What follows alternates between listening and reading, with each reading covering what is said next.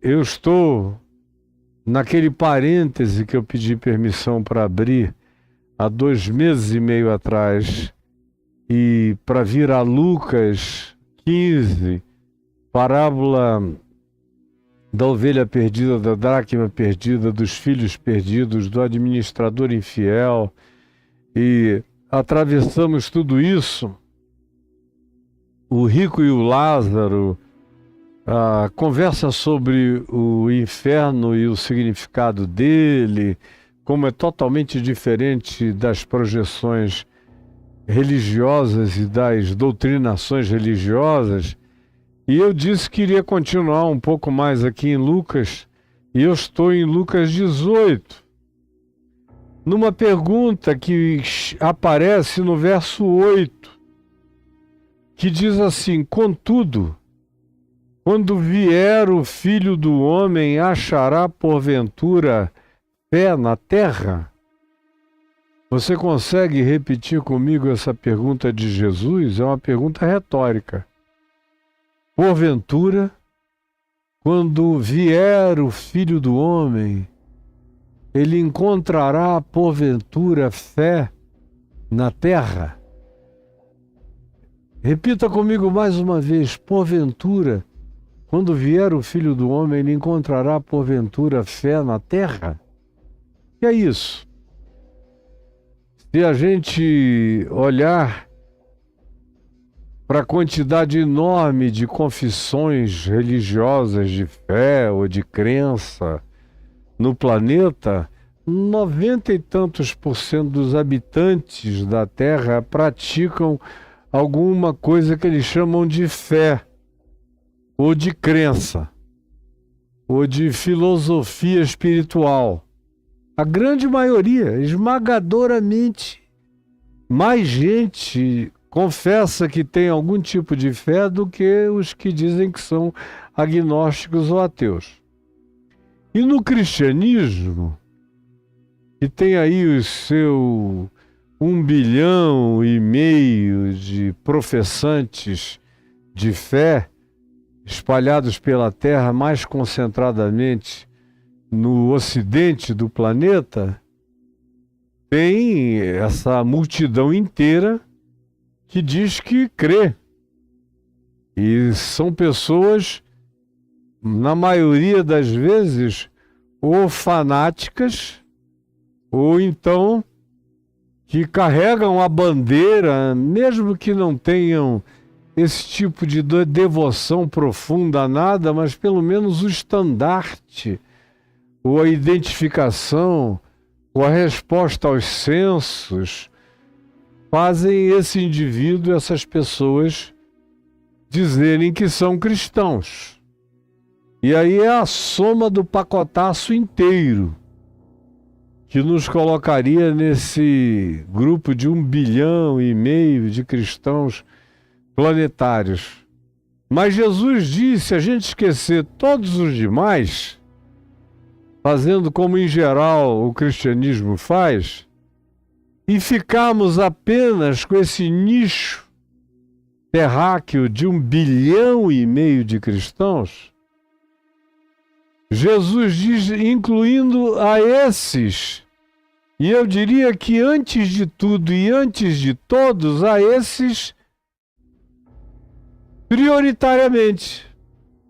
Embora, quando Jesus tenha dito as palavras que disse aqui em Lucas 18:8, o público imediato ao qual ele estivesse se dirigindo fosse um público de fariseus, puritanos, religiosos, seus acadêmicos, seus pensadores, seus escritores, seus escribas, a multidão do povo que se reunia por curiosidade ou por interesse em cura ou em qualquer outra coisa positiva, negativa ou neutra, e os discípulos dele, que estavam ali presentes, os chamados apóstolos e alguns outros. Esse é o público imediato aqui de Lucas 18:8. É para esse público imediato que Jesus lança essa questão retórica. quando porventura voltar o Filho do Homem, encontrará fé. Fé. E por fé, ele não está falando de crenças variadas. Ele não está falando algum tipo de aposta no transcendente, no luminoso. Ele não está falando de apreciação pelo sagrado. Jesus não dava a mínima para o sagrado. Quando você usa a palavra sagrada, sagrado, vinculadamente a Jesus, você está cometendo um absurdo semântico e teológico e fenomenológico, porque o sagrado é uma coisa contra a qual Jesus briga o tempo todo. Vocês é que não notaram, porque não sabem nem fazer a diferença etimológica, que é seríssima. Mas, pois bem, Jesus está falando, porventura, quando voltar o Filho do Homem, encontrará algum tipo genuíno de fé na terra? Os apóstolos ficaram olhando uns para os outros. Os judeus devem ter pensado: que cara mais presunçoso. Ele não está levando em consideração a minha fé, a que eu mantenho com toda a força puritana, com jejuns, com orações, com dízimos, com pagamentos, com dedicações. Que sujeitinho. Pois bem, mas é a pergunta que ele faz e que precisa ter resposta, porque ela lança um princípio escatológico poderoso. Na escatologia de quem quer que construa tal escatologia, e tem muita gente que é arquiteto de escatologias, as escatologias que nós temos no mundo cristão são todas montagens, são sistematizações. E as que tomaram conta do século XX, entraram no XXI, foram originalmente inventadas no século XIX por Ellen White, pelo fundador dos Testemunhas de Jeová, por toda a forma de adventismo esperando e marcando a data da volta de Jesus, até que nós chegamos nos anos 50, e aí os batistas, os pentecostais, os independentes protestantes evangélicos americanos começaram também a ver que ter uma proposta de sistematização escatológica era uma coisa vantajosa, conquanto no Novo Testamento isso não exista. Mas eles pegam um verso daqui, outro dacolá, e eles saem montando pedacinhos de Daniel, pedacinhos de Ezequiel, pedacinhos de Isaías, com pedacinhos de Zacarias, com pedacinhos de Mateus 24, ou de Lucas 20, 21, 22, com pedacinhos de 1ª e 2ª aos Tessalonicenses, com pedacinhos do Apocalipse, aí montam aquele Lego escatológico e apresentam num best-seller e ganham milhões, como foi o caso do Tim LaHaye, que a maioria aqui não conheceu, mas eu conheci muito bem. Tim LaHaye. Pouca gente fez tanto mal escatologicamente falando ao povo cristão no mundo quanto o Tim LaHaye, que foi também o que produziu os vídeos, a série, antes disso o livro, Os Deixados para Trás. Tudo feito em nome de Jesus, mas com base numa escatologia neopentecostal, pentecostal, adventista, testemunha de Jeová, desse blend que eles fizeram, montaram, e milhões de pessoas compraram os livros dele, e ele ficou milionário. Ficou tão milionário que começou até a fazer besteira na vida. Eu não vou aqui dizer de que natureza elas foram, mas foram íntimas e pessoais, porque não é do meu interesse entrar na alcova de ninguém. Um segundo indivíduo que produziu um livro que criou um abalo horroroso, feio, mentiroso, inclusive, porque nunca tem pedidos de desculpa e de atualização da própria mentira que eles construíram sistematicamente como escatologia. Que é o Hal Lindsey. A maioria de vocês não sabe nem da existência desse cara, mas ele escreveu um livro chamado As Agonias do Planeta Terra, que no início dos anos 70, em 1970, 71, 72, 73, e daí para frente, foi muito mais lido e vendido, provavelmente, do que a Bíblia. Todo mundo tinha um exemplar.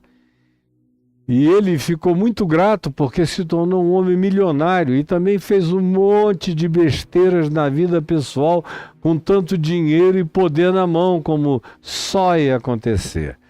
Pois bem, o que você chama de doutrina da volta de Jesus no meio cristão tem um berço no adventismo escatologista, nos testemunhos de Jeová, que em alguns aspectos são extremamente parecidos aos adventistas, e nas construções pentecostais do início do século XX, que acabaram evoluindo para o livro Agonias do Planeta Terra, do Hal Lindsey, e para os Deixados para Trás, do Tim LaHaye. E todo mundo que ninguém lê, porque ninguém lê o Novo Testamento, ninguém tem conhecimento de nada, a ignorância é brutal e absoluta, são ignorantes do Evangelho em gênero, número e grau. Eles ouvem o pastor falando, repetindo aquelas formulazinhas, e eles pensam que aquilo foi o anjo Gabriel que trouxe, que foi Jesus que entregou. Aí vê esses pastores, cada bomba que cai no Irã, olha, deve estar cumprindo essa profecia. Ou cada bomba que cai em Gaza, Deus está cumprindo profecias. E Deus só cumpre profecias com bomba de Israel na casa dos outros. Porque eles também se tornaram sionistas ideológicos, sem nem saberem nem perceberem, eles cultuam o Israel dos israelenses, do sionismo, do Netanyahu, cultuam, sem lerem o que Paulo diz em Romanos 9, 10 e 11, sem lerem o que Jesus diz a respeito disso em Mateus 24, sem lerem o que Jesus diz em Mateus 20, 21, a respeito dessa situação, e 22, sem observarem o fato de que no Apocalipse você praticamente encontra duas alusões ao nome Israel, e diluidamente com algo que se parece muito mais com a universalidade do povo de Deus na terra do que com uma etnia, um povo ou um lugar no espaço-tempo, mas não tem nenhuma noção de coisa alguma a respeito disso. Não tem. Por isso é que se enrolam com a bandeira de Israel, cultuam aquele povo. Você é considerado herege se amar a Jesus de todo o coração, mas não defender as políticas de Israel. Você está em pecado. Esse é o tamanho da desgraça que se construiu entre nós. Aí, como é que eles respondem essa pergunta de Jesus? Se é uma pergunta retórica cuja resposta pressupõe não como definição. Porventura, quando vier o Filho do Homem, encontrará fé na terra? A resposta é não. Aí eles dizem, como não? Se no Brasil a igreja não para de crescer, nem na América Latina, nem na África, ela está diminuindo um pouco nos Estados Unidos, mas aqui ainda não começou a diminuir, ela só não cresceu tanto quanto deveria, mas ainda continua com números positivos. A gente pode até chamar de um avivamento. Mas Jesus, à medida em que os tempos passam E a gente vai entrando nessa era pré-escatológica, princípio das dores. O mundo vai ganhando configurações de natureza apocalíptica. Quem conhece bem o Apocalipse, o lê a vida inteira e o estuda e o compara com ele próprio e com os demais apocalipses da mesma época, e lê o Apocalipse tendo Jesus como chave hermenêutico interpretativa, você olha e vê que a gente está se aproximando de um tempo crucial, horroroso. A gente não chegou nele ainda. Olha como eu estou em paz aqui em casa. Vai chegar uma hora em que não haverá mais lugar nenhum de paz na terra.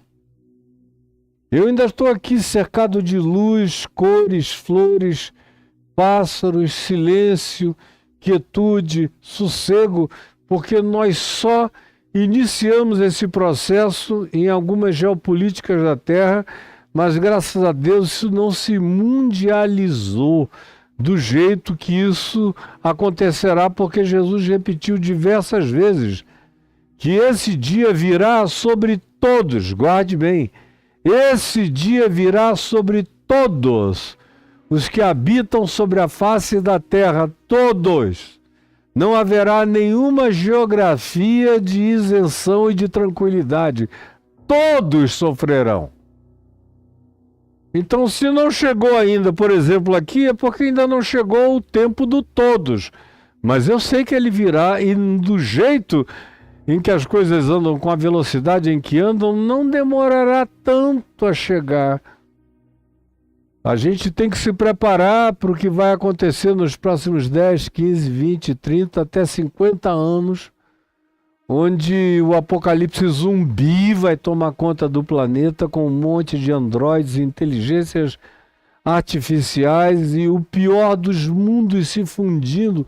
Todas as piores ficções que a imaginação humana já produziu vão acontecer simultaneamente em lugares diferentes do planeta. E todas elas são distópicas e catastróficas.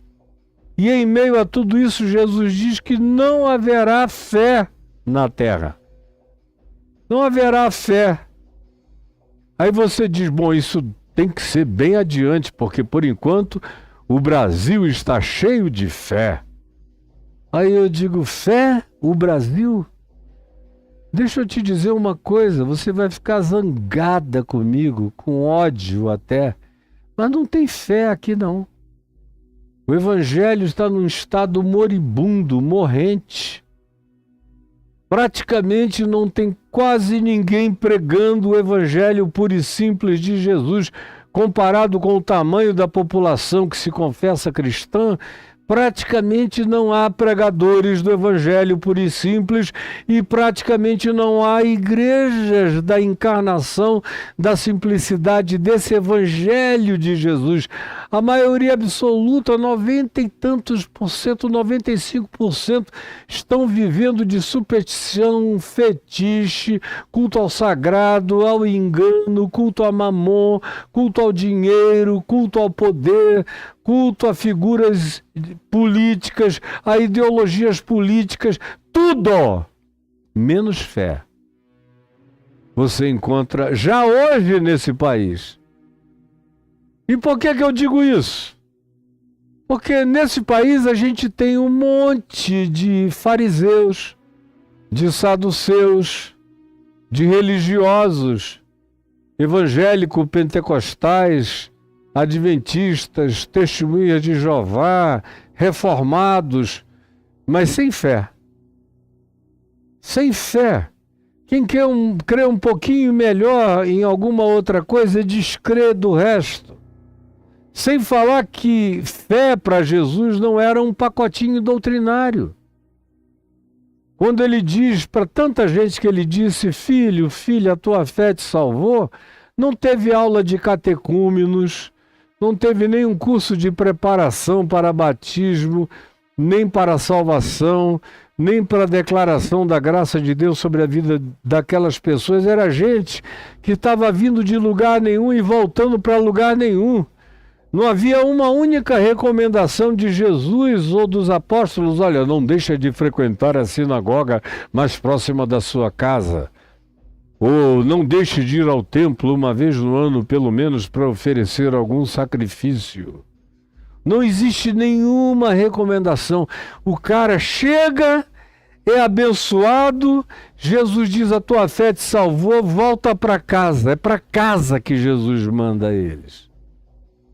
Sem doutrinação de nenhuma natureza, mas Jesus diz: em verdade eu vos digo, como é o caso do centurião romano, em todo Israel, com doutrinação de todos os rabinos, eu jamais encontrei ninguém que tenha a fé desse centurião romano. Ou como ele diz para a mulher Ciro-fenícia, lá da região do Líbano, onde ele deu uma saída para descansar, e a mulher insistiu, pedindo cura para sua filha, até que Jesus, num diálogo insólito com ela, a ouve dizer: eu sei, Senhor, que tu vieste prioritariamente nesse primeiro momento para pregares para essas ovelhas perdidas da casa de Israel. Eu não sou membro e não tenho essa etnia, não tenho nada disso. Mas eu sei quem tu és, eu tenho fé em ti. E eu sei que a tua bondade e a tua compaixão são tão grandes que até as migalhas que caem da tua mesa podem atender às necessidades do mundo inteiro, começando pela minha vida, pela minha casa, pela salvação da minha filha. Aí Jesus olha para ela e, num rasgo de perplexidade linda, ele diz: ó mulher, grande é a tua fé. O que ele não disse para nenhum judeu, em lugar nenhum, em circunstância nenhuma. Jesus não louvou a fé de judeu nenhum, mas louvou a de um centurião romano e de uma pagã Ciro-fenícia fora das fronteiras de Israel, de um indivíduo que hoje estaria habitando o Líbano, aquela senhorinha. Portanto, o que Jesus chama de fé não é o que a tua igreja chama de fé, nem os reformados chamam de fé, nem os neopentecostais chamam de fé para cura e milagre, nem qualquer denominação chama de fé, nem os católicos chamam de fé. Eles chamam de fé a catequese, a doutrinação, o esquema de validação, mas não o que Jesus chamava, que é essa explosão de dunamis de confiança na certeza do amor de Deus, que não falha em favor de todo aquele que o invoque sinceramente, em espírito e em verdade, aonde tudo o que não conta e que não presta para servir de validação para nada é o pedigree, é a doutrinação, é o batismo, porque você lembra que Jesus mesmo não batizou jamais ninguém. A gente não ouve e não lê nenhuma narrativa de Jesus batizando os seus próprios apóstolos. Se alguém os batizou, foi João Batista, porque Jesus mesmo não. E você anda aqueles 3 anos e 4 meses ou 5 meses com Jesus e os apóstolos, você não vê Jesus em lugar nenhum mandando fazer uma catequese, separar alguém para depois que ele estivesse catequizado ser batizado nas águas, ou por aspersão, ou por efusão. Nada, isso tudo é invenção do cristianismo, com assimilações também de natureza pagãs e não apenas de João Batista. Porque muitos outros grupos religiosos praticavam os seus próprios ritos de iniciação batismal, mas Jesus foi totalmente anárquico em relação a isso. E pergunta: porventura, quando vier o Filho do Homem, encontrará fé na terra? Portanto, isso nos induz a fazermos uma pergunta: de que fé Jesus está falando. No capítulo 18, ele começa contando uma parábola sobre o dever de orar sempre e nunca esmorecer. E aí ele diz: havia em certa cidade um juiz que não temia Deus e nem respeitava homem algum, que era um indivíduo iníquo, desse tipo que pisa em qualquer um e não quer saber. A gente tem autoridades mundiais que são exatamente iguais a esse juiz iníquo. Também naquela mesma cidade havia, além disso, uma viúva que ia ter com esse juiz iníquo todo dia. E dizia a ele: julga a minha causa contra o meu adversário. E o cara não aguentava mais, porque ele abria a porta da casa dele e lá estava a viúva. Ele ia para o lugar de julgamento nas esquinas da cidade para ouvir as demandas, ela já estava lá antes dele. E falasse quem falasse, ela gritava e interrompia: julga a minha causa. E depois de dias, quem sabe meses, e o cara de braço duro e dizer: ninguém me força a fazer um veredito que eu não queira dar na hora da minha autodeterminação. Mas ela o perturbou tanto que ele chegou a uma conclusão diferente. Ele disse: eu não aguento mais ser perturbado por essa mulher.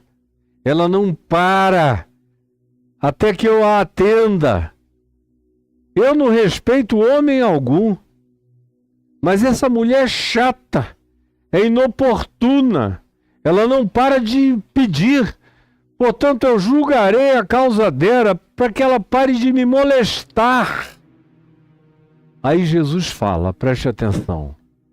Jesus entra no papo e diz: considerai no que diz este juiz iníquo. É Jesus quem chama esse juiz de iníquo. Esse juiz da iniquidade, que não está nem aí para a justiça, para a equidade, para a verdade. Não, ele faz conforme o destempero do momento e as pulsões narcisísticas e enlouquecidas do seu coração. Considerai no que diz este juiz iníquo. Eu vou julgar para não ser importunado. Não fará Deus, porventura, justiça aos seus escolhidos até que... porque Ele é bom? Jesus está fazendo aqui um contraste. Se o juiz iníquo, perverso, não suporta a insistência da viúva, imaginem o Pai Celeste.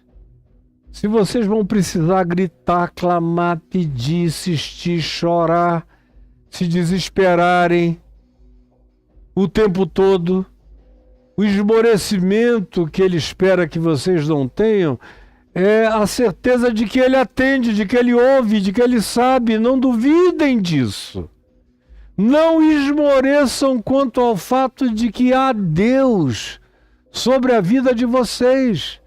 Ele não está fazendo uma recomendação para que a gente tente encher o saco celestial de orações repetidas.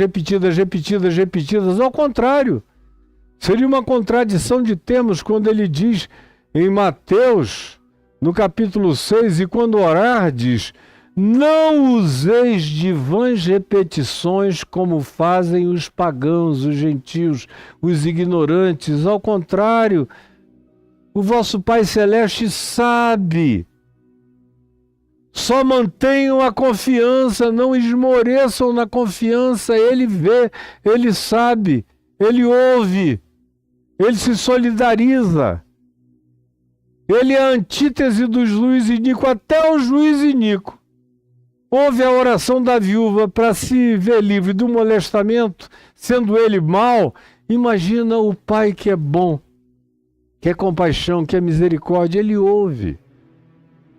Não esmorecer diante dele não significa ficar repetindo a mesma oração, contrariamente ao que Jesus ensinou que se deveria fazer.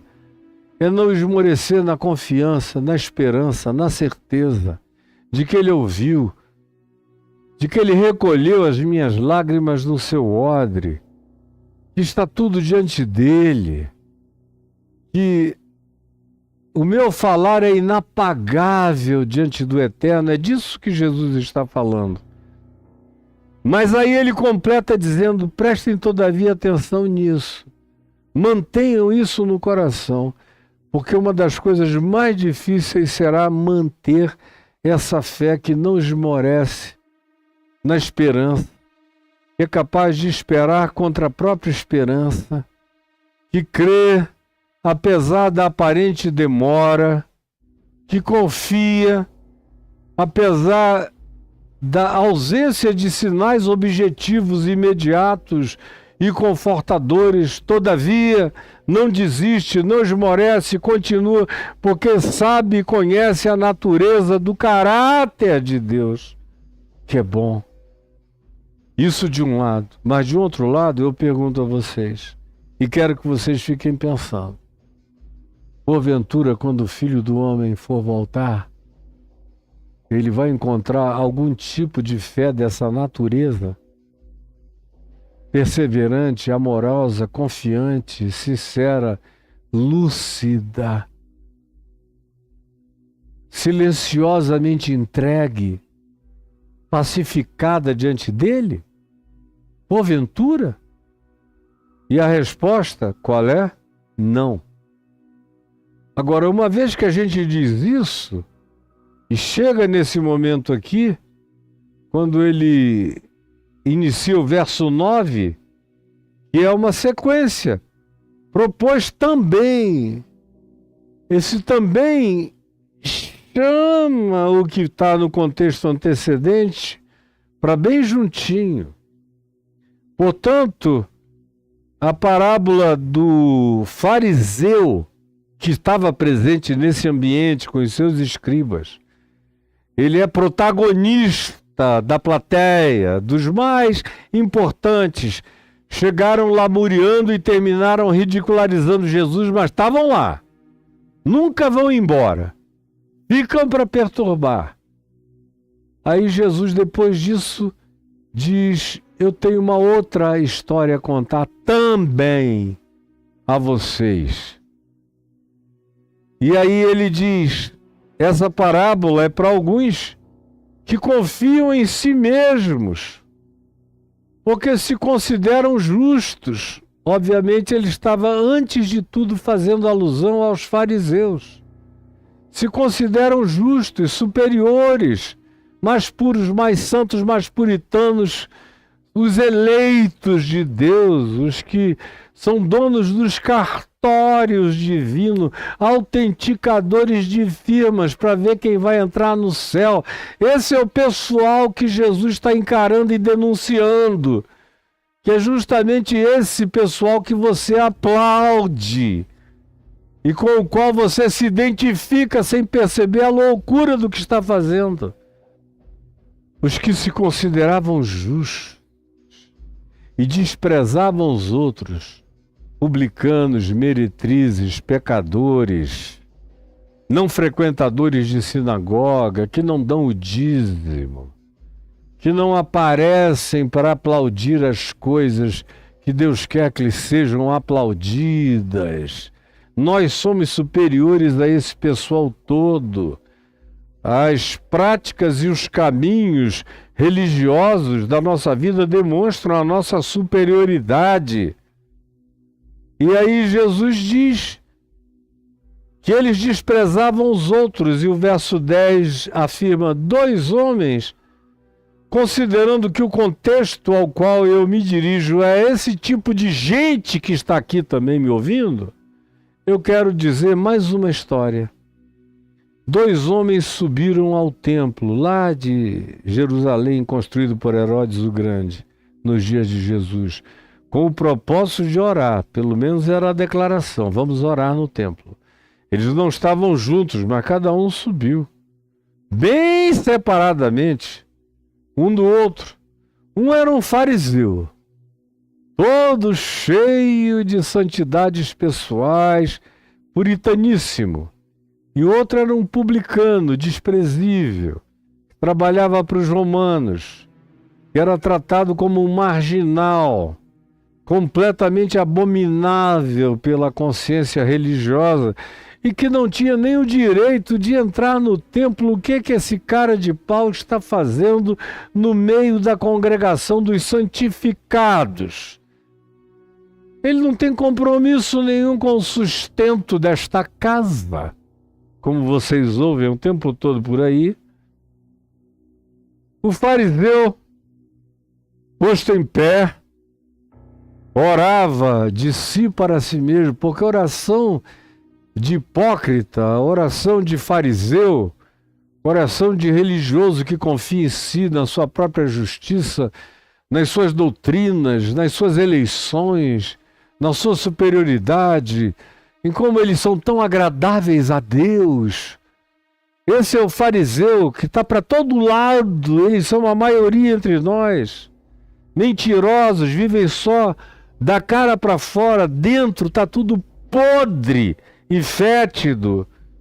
Ele, posto em pé, orava de si para si mesmo, era uma conversa com ele próprio, de autoexaltação, como acontece com todo religioso desse jaez e desse tipo. Eles não falam com Deus, Deus não os conhece. É acerca desses que Jesus disse: apartai-vos de mim, porque eu nunca vos conheci. Nunca. São os que oram de si para si mesmos. Desta forma ele orava. Olha só que oração. Deus, ó Deus, graças te dou, porque não sou como os demais homens. Ele olha assim por cima. Não sou. Faço parte dessa minoria absoluta dos salvos, redimidos. Eu faço parte deles. Não sou como os demais homens. Aí ele descreve os demais homens: roubadores, começam não roubando, não dando dízimo. Roubadores. Ou como esse publicano que bota um ágio em cima da cobrança do imposto.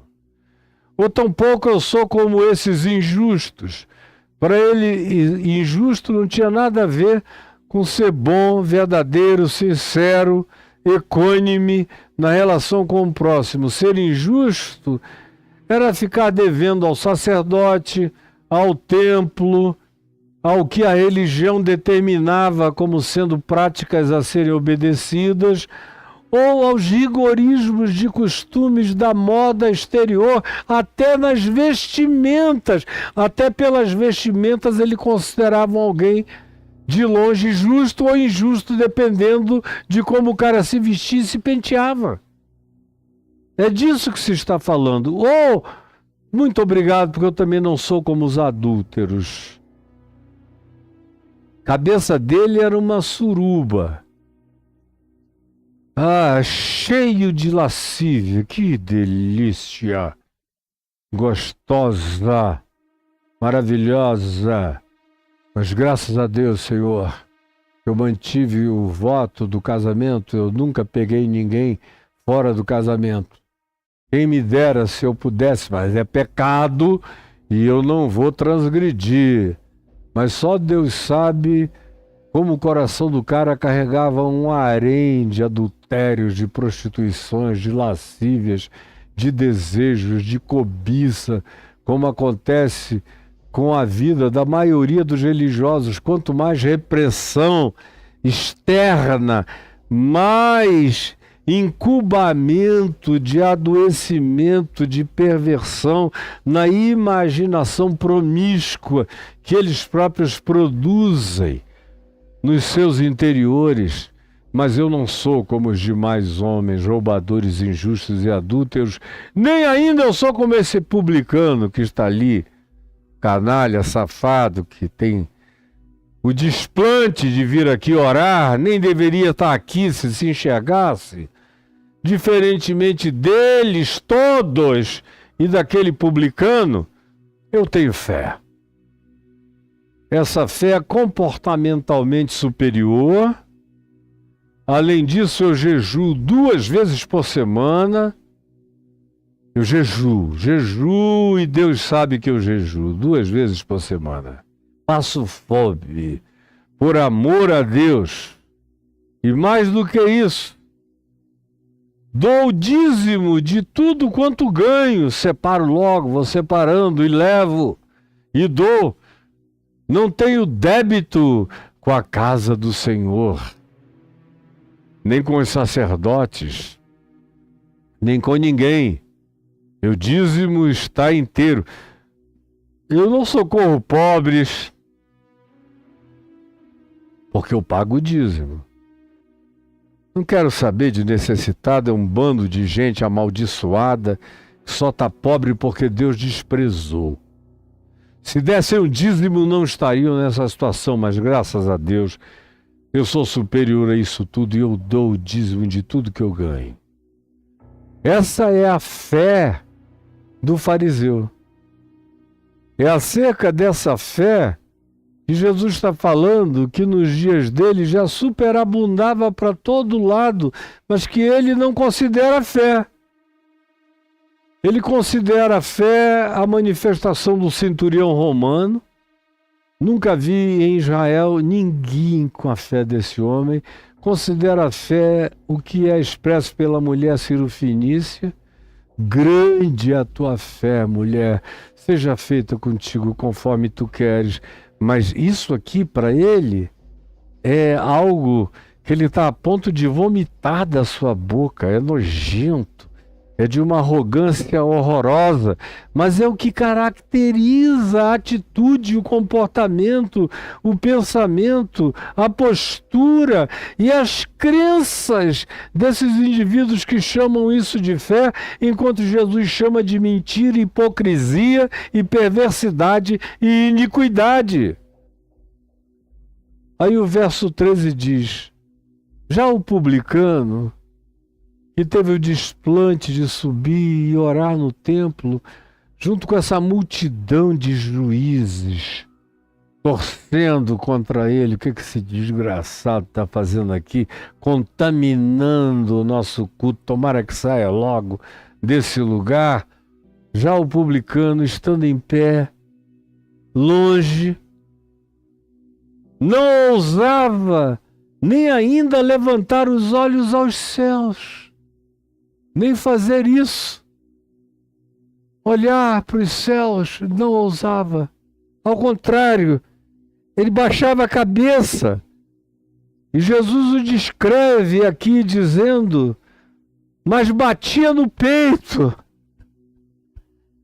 Batia no peito, ó Deus, ó Deus, ó Deus, ó Deus, ó Deus, meu Deus, Deus, Deus, Deus, Deus. E dizia, ser propício a mim, tem compaixão de mim, tem misericórdia de mim, derrama a tua graça sobre mim, porque eu sou um pecador. Tem compaixão de mim, ó Deus. Eu não tenho nada a te oferecer, exceto o quebrantamento, o arrependimento e a consciência que eu sei e carrego acerca de mim mesmo, mas que é vencida pela minha convicção de que o teu amor é maior do que o meu pecar, é maior do que a minha relatividade. Aí olha a conclusão de Jesus, que responde à pergunta: quando o Filho do Homem voltar, encontrará porventura fé na terra? No verso 14 ele diz, digo-vos que este é o publicano, é o último aludido, o último sujeito do contexto. Este desceu justificado para sua casa, pacificado, perdoado, acompanhado, seguido por anjos, fez amizades com as dimensões celestiais, fez amigos nos tabernáculos eternos, como foi o caso do administrador infiel. Ele desceu em paz para sua casa. E não aquele. Aquele é o fariseu, é o crentaço, é o calhordaço da santidade mentirosa. e não aquele. Porque todo aquele que se exalta, que diz eu sou o máximo, eu obedeço a Deus, eu sirvo a Deus, eu jejuo, eu sou piedoso, eu não traio, eu não adultero, eu não sou como os outros homens, eu me dedico, eu não falto às reuniões, eu dou o dízimo de tudo. Eu sou esse cara que Deus não tem como não ter prazer. Eu compro o prazer de Deus com meu dinheiro, as minhas posturas e meu comportamento de exterioridade apenas, porque no coração Deus sabe o que acontecia lá dentro. Eu vos digo que o publicano, o pecador, desceu justificado para sua casa, para dormir em paz. Mas aquele que se exalta vai ser humilhado. Vai ser humilhado. Mas o que se humilha, batendo no peito, esse será exaltado. Quando Jesus disse, quando porventura vier o Filho do Homem encontrará fé na terra, eu pergunto a você, de que natureza de fé ele estava falando? A que manifestação de fé ele fazia referência? E no contexto, na sequência, depois de falar de fé, ele dá dois exemplos do que chamavam fé. A fé do fariseu, que para ele, Jesus era uma abominação religiosa e sagrada, e a fé do publicano, que para ele era genuína, pura, simples, nua, desvestida, quebrantada, entregue, sem justiça própria, totalmente dependente da graça, da misericórdia e da justificação que vem dos céus, e não da autojustificação que vem das palavras de arrogância proferidas por figuras desse tipo. Eu digo a vocês o seguinte, quando Jesus voltar, vai estar cheio de fé de fariseu nesse mundo. Lotado. Lotado. Eu não fico pensando que o cristianismo vai acabar, nem nada disso. Eles vão estar aqui. Só que é essa fé que Jesus abomina, acerca da qual ele diz aos laodicenses, que também tinham aderido à teologia do domínio, à teologia da prosperidade, da riqueza do dinheiro, à teologia dos poderes, à teologia das expressões de ascensão social, à teologia dos emergentes. Está lá no Apocalipse, leia. Leia. Capítulos 2 e 3, o que ele diz a todos e aos laodicenses também. Porque vocês são assim e não se enxergam, eu estou a ponto de vomitar vocês da minha boca. Isso que a gente tem aqui em volta é pior do que eram os laodicenses. Isso aqui já está vomitado da boca de Jesus. Ele não tem estômago para isso aqui. Então, me responda a pergunta, quando voltar o Filho do Homem, que natureza de fé é que ele vai encontrar do planeta? Nós temos a abundância da fé dos fariseus na terra inteira, e no ocidente da terra especialmente, e no cristianismo prevalentemente, e no judaísmo igualmente. E entre os muçulmanos também. Eventualmente ele vai encontrar muito mais fé no Oriente da Terra, no extremo norte planetário, no extremo sul planetário, entre os alienados, entre as pessoas que estão nas ilhas dos povos, que nunca receberam nenhuma catequese. E essa é a bem-aventurança deles, porque eles não foram poluídos pela religião, eles mantêm apenas uma intuição sincera diante do fato de que deve haver um amor sublime por trás do universo, porque a vida está cheia de detalhes, de carinhos, de amor, de bondade, de cores, de flores, de sementes que abrem, de frutos doces, que a maioria das pessoas que não foram condicionadas pela religião enxergam na manifestação da criação gritos do amor de Deus, enxergam as digitais do amor de Deus, e muito mais provavelmente ele vai encontrar fé nesses que nada sabiam do que nesses que carregam a presunção do saber e que estão distantes e afastados dele, como não se pode nem imaginar.